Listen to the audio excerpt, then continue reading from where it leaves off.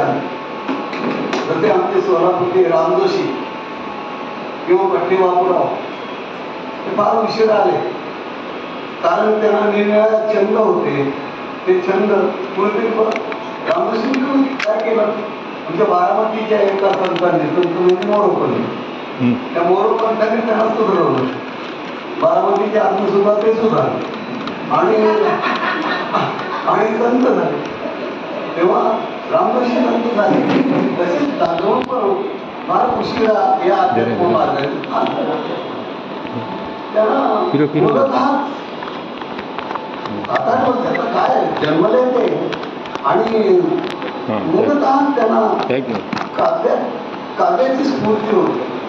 सरस्वती त्यांना जाऊन प्रसन्नच नाही.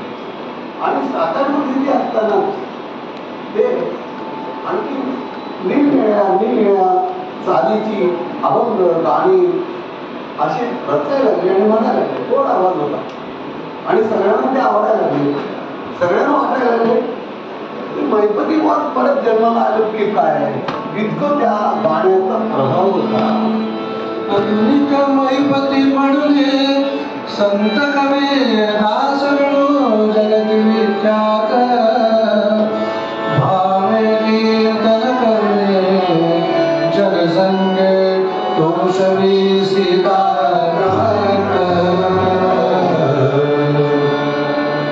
आधुनिक महिपती असं त्यांना म्हणायला लागले. इतकी त्यांची काव्य आणखीन करण्याची स्फूर्ती त्यांना सरस्वती प्रसन्न होती आणि अशी ती उत्तम उत्तम काव्य अशी काव्य लिहित असताना आपल्या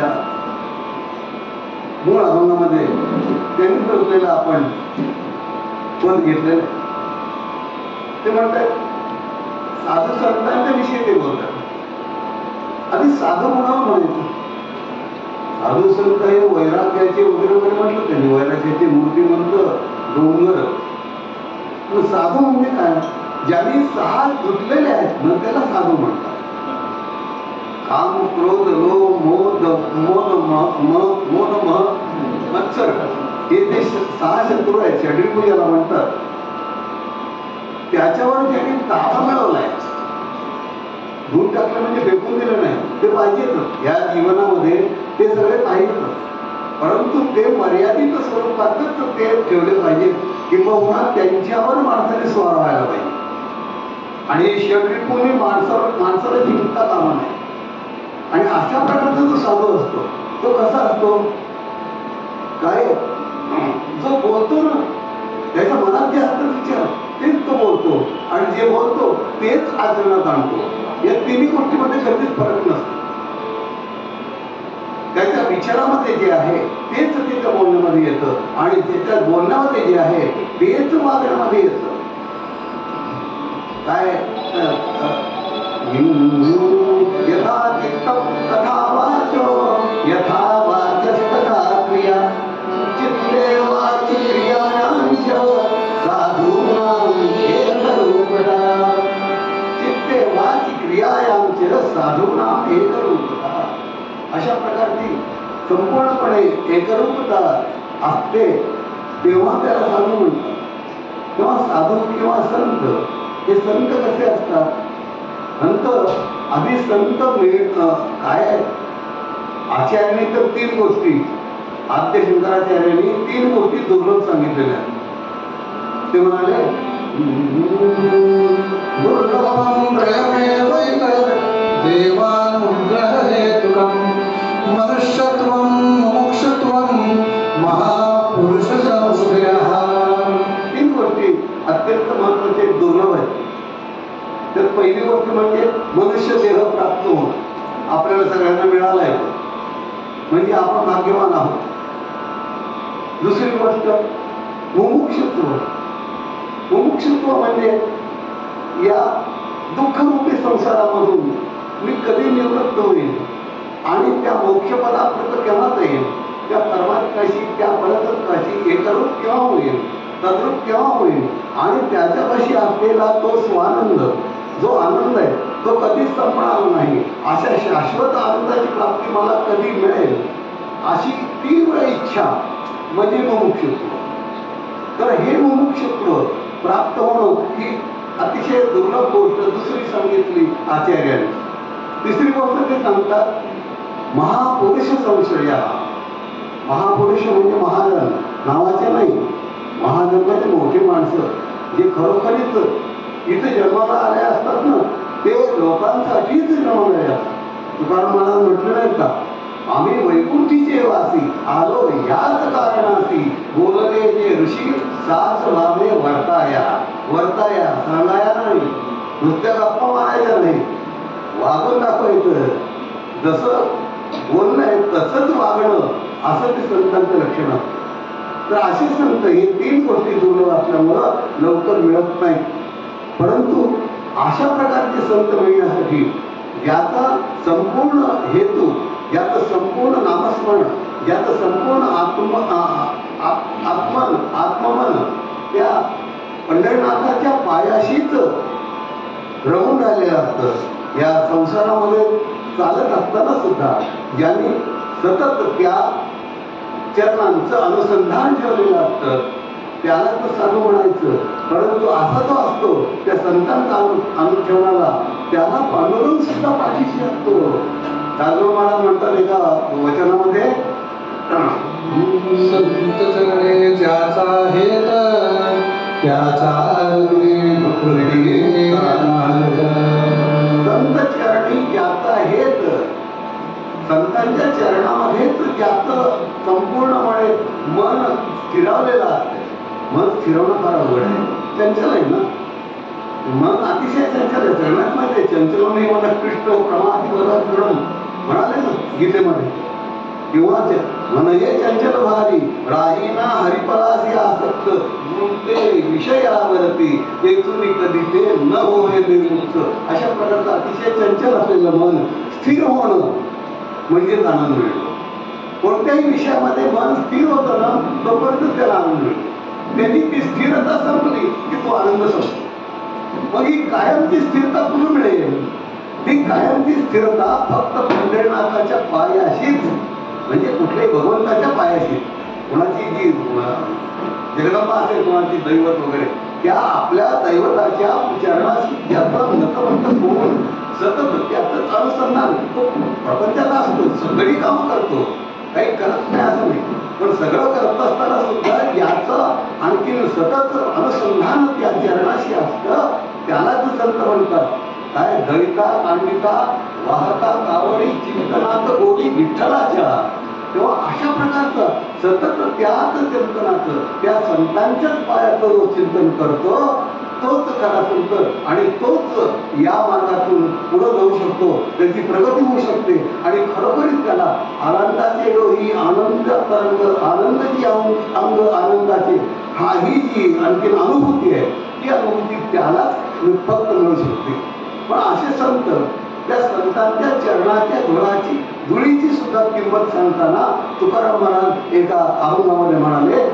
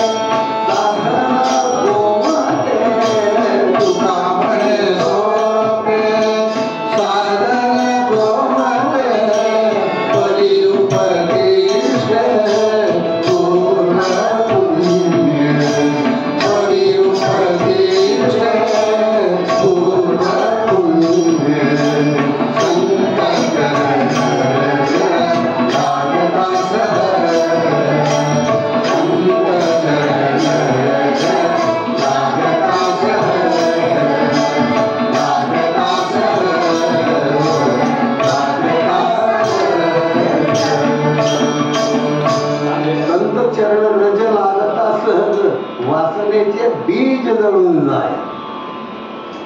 संत चरणाची धूळ मस्तकाला लागली की वासनेचे बीज जळून जातं म्हणतात ना तुकाराम महाराज. म्हणून आपला जो पुनर्जन्म होतो ना तो वासनेच्या पोटीत असतो. वासनेमुळं या पुनर्जन्माच्या फेरामध्ये आपण गुंतत जातो. परंतु ती वासना काय, वासनेचे बीज जळून जाळून टाकलं ना, कोणतंही बीज जाळलं भाजलं आणि मग जर पेरलं, मग त्या पेरलेल्या बीजाला किती खत घातला पाणी घाला चांगल्यापैकी ते उगवत नाही. कारण ते भाजलेलं. तुकाराम महाराजांनी वासनेचे बीज जाळून टाकलं म्हणजे वासनाच पुनर्निर्माण होणार नाही. मग पुनर्जन्म कशा? कारण वासनेमुळेच पुनर्जन्म येतो. म्हणून वासनात त्यांनी जाळून टाकली, भाजून टाकली. आणि हे सगळ्यात साधन सोपं आहे असं म्हटलं त्यांनी. शेवटच्या कडव्यामध्ये म्हणाले तुका म्हणे साधन सोपे गोमट आहे असं म्हटलं त्यांनी. परंतु तरी सोपं असलं ना तरी ते उपदेश पूर्व पुण्य म्हटलं महाराज. हे जे आपल्याला निर्माण होणारं जे मोक्षत्व किंवा साधन जे आहे ते साधन फक्त पूर्व पुण्यामुळेच मिळतं.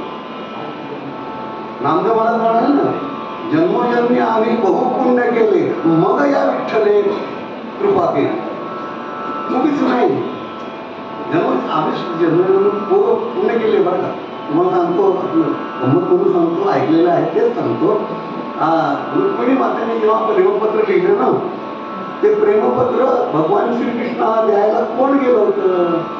सुदेव नावाचा ब्राह्मण, त्याच्या वंशातले आम्ही आहोत.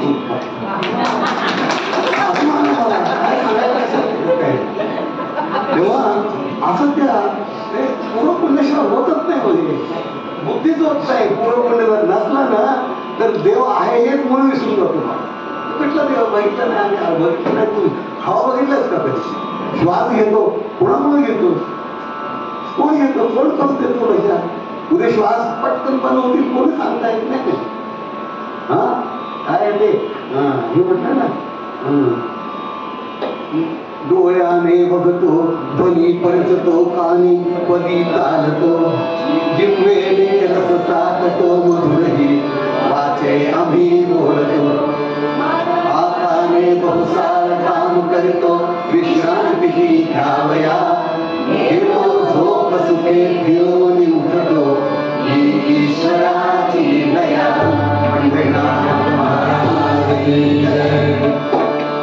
उद्या उठता येईल की नाही? झोपलं तुझ्या हातात उठणं नाहीच आहे. उठणं नाही. उद्या उठतो का नाही कोणाला माहिती. तेव्हा हे सगळं ईश्वराच्या हातात आहे हे विसरून जातो माणूस. आणि मला दिसत नाही ईश्वर कशावर नाही. अरे फुलांचा वास येतो ना तुला, दिसतो का वास? कुठं येतो? म्हणतो ना अरे वा चाफा दिसतो कुठेतरी, वास येतो चांगला. पण चाफ्याचा वास आला तुला, दिसला का चाफ्याचं फुल? नाही. मग देव मात्र दिसला नाही म्हणून काय म्हणतो निर्लज्जासारखा, त्याला काय अर्थ आहे का? तेव्हा देव आहेच आहे नव्हे, 100% नाही 200% आहे. फक्त माणसाला तेवढं अज्ञान असल्यामुळे ते दिसत नाही. बाकी काय ते दिसत नाही कारण त्याला अज्ञान आहे. तेव्हा अशा प्रकारची संतांची भूमिका असते. ती संतांची भूमिका वर्णन करताना महाराज पहिल्या चरणामध्ये त्यांनी संतांना वासरमणीची उपमा दिलेली आहे. राजूर महाराजांनी म्हटलेले हा वासरमणी, संत हे वासरमणी केवळ, वासरमणी म्हणजे सूर्य. हा सूर्य जो आहे तो प्रकाश करतो साधकाला या अध्यात्म मार्गातून जाऊन त्या परतत्वाशी विलीन होऊन तो स्वानंदाचा उपभोग सातत्याने मिळावा याच्यासाठी मार्ग दाखवणार जर कोणी असेल तर तो सूर्य, आणि तो सूर्य म्हणजे संत रूपी सूर्य असं पहिल्या काळामध्ये सांगितलं. तेव्हा तसं पाहिजे ना. दुसऱ्या काळामध्ये म्हणतात हे भय आहे म्हणे, सतत भयच आहे. महाराज म्हणे दुसऱ्या चरणामध्ये सांगितलं हे भयरूप आहे म्हणे. या जगामध्ये कुठलीच गोष्ट भयाशिवाय राहत नाही. प्रत्येक गोष्टीत भय काय आहे. परंतु त्या गोष्टीमध्ये काय ते मर्यादित स्वरूपामध्ये प्रत्येक गोष्ट घेतली ना त्याच्यापासून भय नाही. पण माणूस जी गोष्ट आवडतो ना ती अमर्यादपणाने करतो. आणि मग भोग कशी. तेव्हा ते भय किती आहे, किती गोष्टीपासून भय आहे हे सांगताना भर्तृहरी म्हणाले, कलायेते साधुत्व साधुचन, कलायेते साधुत्व साधुचन, कलायेते साधुत्व साधुचन, पुष्प संगे साधुत्व पुष्प संगे साधुत्व पुष्प संगे माती सुवास लागे, पुष्प संगे माती सुवास लागे, रंग मातीचा पुष्प लगे, रंग मातीचा पुष्प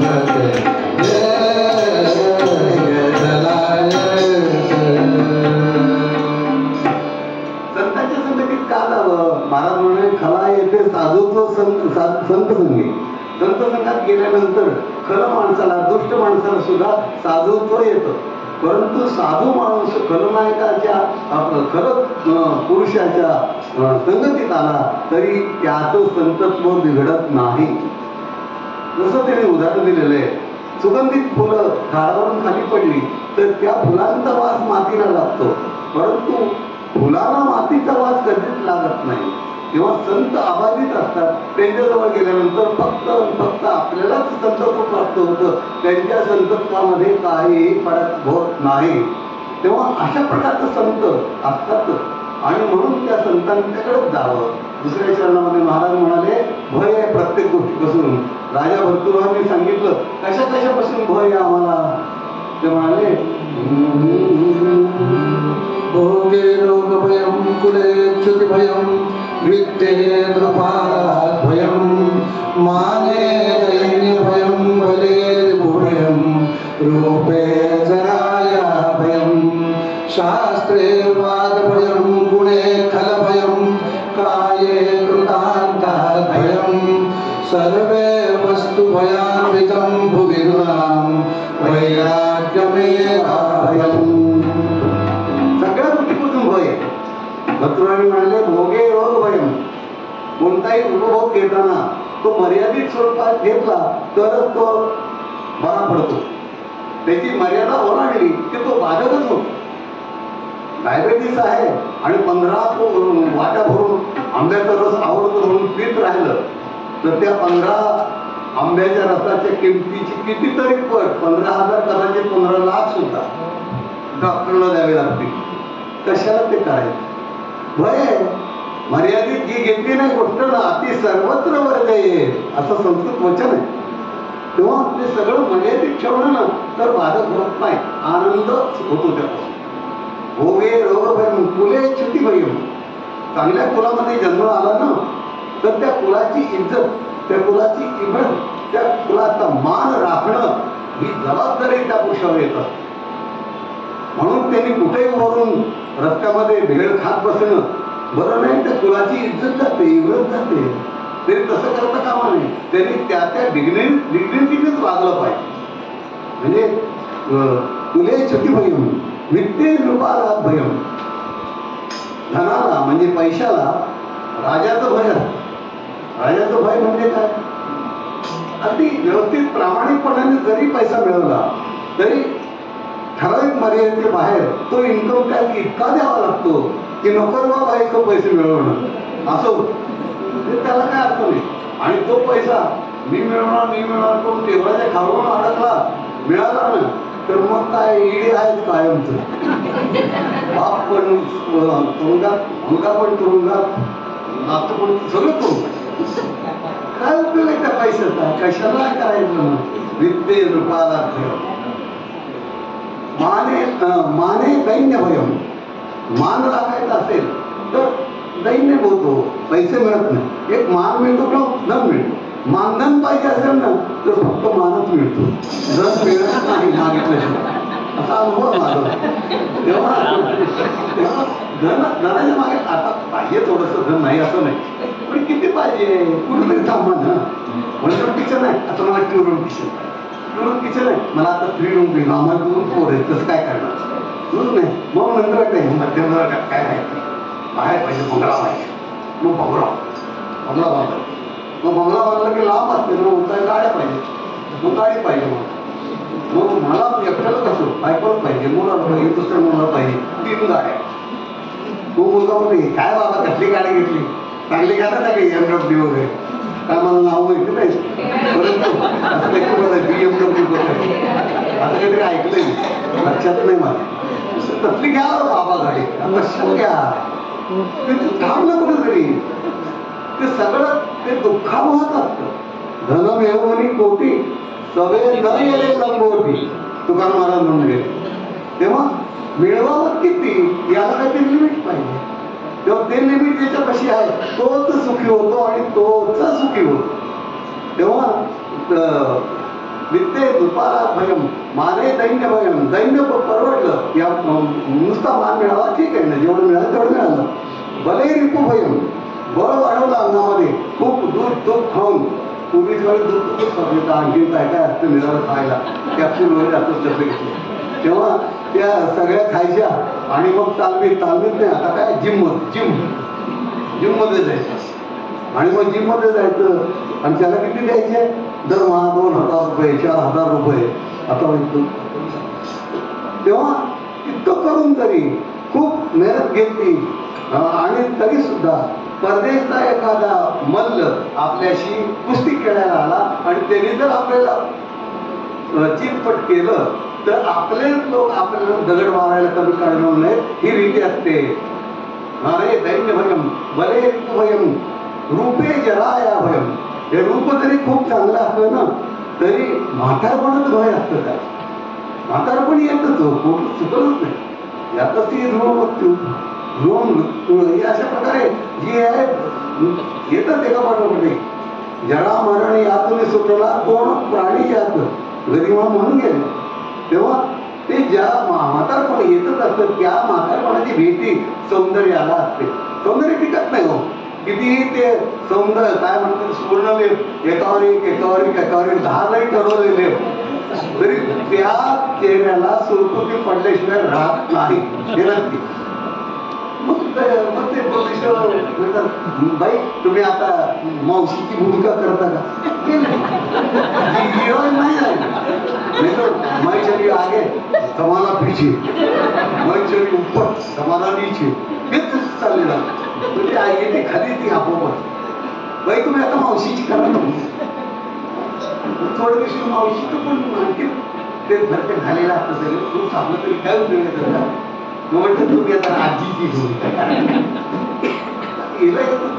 छंद लागलेला असतो ना, तर ते म्हणतो तो आजीची सुद्धा भूमिका मुश्किल होते पुढे पुढे. मग प्रोड्युसर म्हणतात नाही आता फक्त आम्ही तुमचा फोटो लावू इथं आणि त्याला हार लावू, ते काय म्हणजे चालेल होय म्हणजे रूपे जरा या भयम काय ही रूप हे टिकत नाही हो, संपणार आहे ते. हा शास्त्रीय वाद भयम पुढे म्हणते, षटशास्त्रांचा खूप अभ्यास केला तरी आपल्यापेक्षा गाढा अभ्यास करणारा एखादा माणूस आपल्याशी वादविवाद करायला आला तर त्याच्याकडून आपण पराजित होऊ ही भीती असते. खूप शास्त्र शिकलं तरी सुद्धा. गुणे खलवयम असलेल्या गुणाला खल माणसापासून दुष्ट माणसापासून भीती असते. आपल्याला आख्यायिका माहित आहे, आपल्या एका सुप्रसिद्ध गायिकेला त्या एका श्रोतृवर्गात बसलेल्या एका महिलेने अगदी प्रेमाने विनंती करून घरी नेलं आणि दुधामध्ये शेंदूर मिसळून मसाला दूध म्हणून तिला पाहिलं आणि तो शेंदूर केल्याबरोबर आवाज बंद झाला आणि पुढे 3 वर्ष ती गाऊ शकली नाही, कारण या दुष्ट माणसाकडून तेच झालेलं. तेव्हा गुणे खलवयम काये कृतांतात भयम, ही काया जी आहे हे शरीर आहे त्याला मरणाचं भय असतं. म्हणून भर्तृहरी म्हणाले सर्वे वस्तू भयान्वितम, सर्व वस्तू भयच निर्माण करणारे आहेत. सर्वे भयान्वितम भूमिनाम, या जगामध्ये, या ऐक जगामध्ये सगळ्या गोष्टी भय निर्माणच करणाऱ्या असतात. मग अभय आहे कशापासून? फक्त वैराग्यम, वैराग्यमेवा भयम असं म्हटलं शेवटी भटकरांनी. तेव्हा हे वैराग्य प्राप्त होणं म्हणजे या संसारामधून अनासक्त होणं. हे विषय वैराग्य आत्मलाभाचे भाग्य, येणे ब्रह्मानंदायोग्य भोगी. माऊली म्हणून गेली हे विषय वैराग्य आत्मलाभाचे भाग्य. हे विषयाचं जे वैराग्य आहे, विषयाचं वैराग्य नुसतं येत नाही हो, त्याच्याशी विटावं लागतं. ते विषयाचा वीट यायला लागतो, तेव्हा त्याची घृणा निर्माण व्हायला लागते, तिरस्कार निर्माण व्हावा लागतो, तेव्हा त्या विषयातून माणूस सुटतो. नाहीतर तो विषयातच अडकत असतो. म्हणून तो सांगतो मला काय आता नाही, मी अनासक्त वगैरे. तसं नसतं, तसं नसतं. माणूस अडकतच जातो त्याच्यामध्ये. परंतु त्या विषयापासून सुटका झाली म्हणजे काय? हे विषय वैराग्य आत्मलाभाचे भाग्य. मग त्याला आत्मलाभाचं भाग्य होतं, मिळतं. म्हणजे हा देहभान जे आहे ना ते विसरून आत्मभान जागृत होतं. आणि मग त्या परब्रह्माशी ओळख होते, त्या परब्रह्माशी एकरूपता येते. आणि मग या संसारामध्ये काहीही अर्थ नाही हे लक्षात येतं. हा लक्षात उशिरा येतो, पण येतं. तेव्हा ते येतं लक्षात. म्हणून आत्मलाभाचे भाग्य येणे ब्रह्मानंदा योग्य होती जीवमावली म्हणाली. येणे ब्रह्मानंदा, तो ब्रह्मानंद जो आहे, तो स्वानंद जो आहे, तो सतत मिळणार आहे. म्हणजे काय? तो कमी होणार नाही, तर सतत आनंदच. आनंदाचे दोन्ही आनंद अंग, आनंदाचे अंग आनंदाचे, अशा प्रकारची अवस्था होते. आणि मग तो आनंदामध्येच लोळत राहतो. असं जे भाग्य मिळतं ना ते फक्त विषयाविषयीचं वैराग्य निर्माण झाल्यावरच मिळतं. तेव्हा अशा प्रकारचं भाग्य मिळतं. तेव्हा त्या भोगातून सुटतो माणूस किती असेल. आणि शेवटच्या चरणामध्ये महाराज म्हणाले की या जन्माचं सार्थक त्या संतांनीच फक्त केलं. हे दास गणू म्हणे केलं सार्थक दास म्हणे जन्म या जन्मी सार्थक केलं या संतांनी.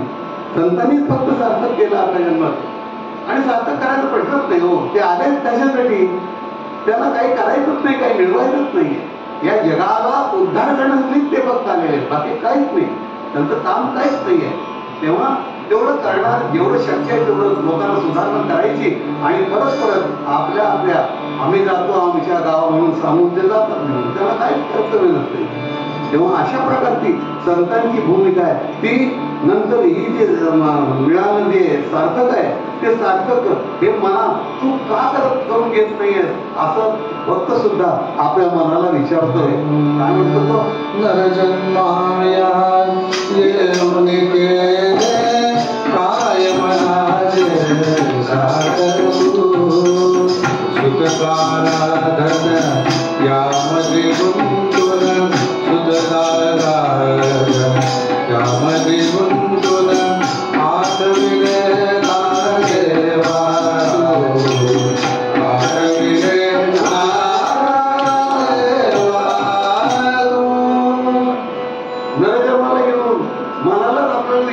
शेवटी काहीच मिळत नाही, आपल्याबरोबर काहीच पडत नाही, सतत आपण दुःखातच राहतोय असं जेव्हा वाटतं तेव्हा फार उशिरा झालेला असतो म्हणा. परंतु वाटतं हे काय कमी नाही म्हणा, वाटलं पाहिजे माणसाला. तेव्हा त्याला वाटतं की हे मना तो स्वतःच्या मनाला विचारतो काय जन्म सार्थक केलं. शुद्ध दारा धन याच्यामध्ये गुंतून आठवले ना देवा, देवाची कधी आठवणच केली नाही. माझी बायको, माझी मुलं, माझा संसार याच्यामध्येच तो गुंतून आला. कशाला? काय उपयोग आहे? या नरजन्माचं सार्थक नाही केलं तर मग पशुजन्म तो काय फरक काय? पशु आपलं फक्त भोग येऊन असते. पशु त्याला फक्त काहीतरी मिळवायचं, खायचं, झोपायचं याच्याशिवाय काही नसतं. परंतु नरजन्माला जरा बुद्धी मिळालेली आहे, त्या बुद्धीचा त्यांनी उपयोग करावा. आणि या नुसत्या स्वार्थाच्या पलीकडे पण काहीतरी आहे याची त्याला जाणीव व्हावी. आणि त्याने निस्वार्थपणाने समाजसेवा करावी. समाजासाठी आपण काहीतरी केलंय हे जरी समाधान जरी मिळालं ना तरी ती जन्माची सार्थकता आहे. आणि अशा प्रकारची सार्थकता मिळवायची असेल तर संतांच्याच संगतीत जायला पाहिजे. म्हणून संतांची महती सांगताना दासगुरु महाराज आपल्या पूर्वपद्यामध्ये म्हणाले, साधू संत सत्पुरुष गण्यानो, साधू संत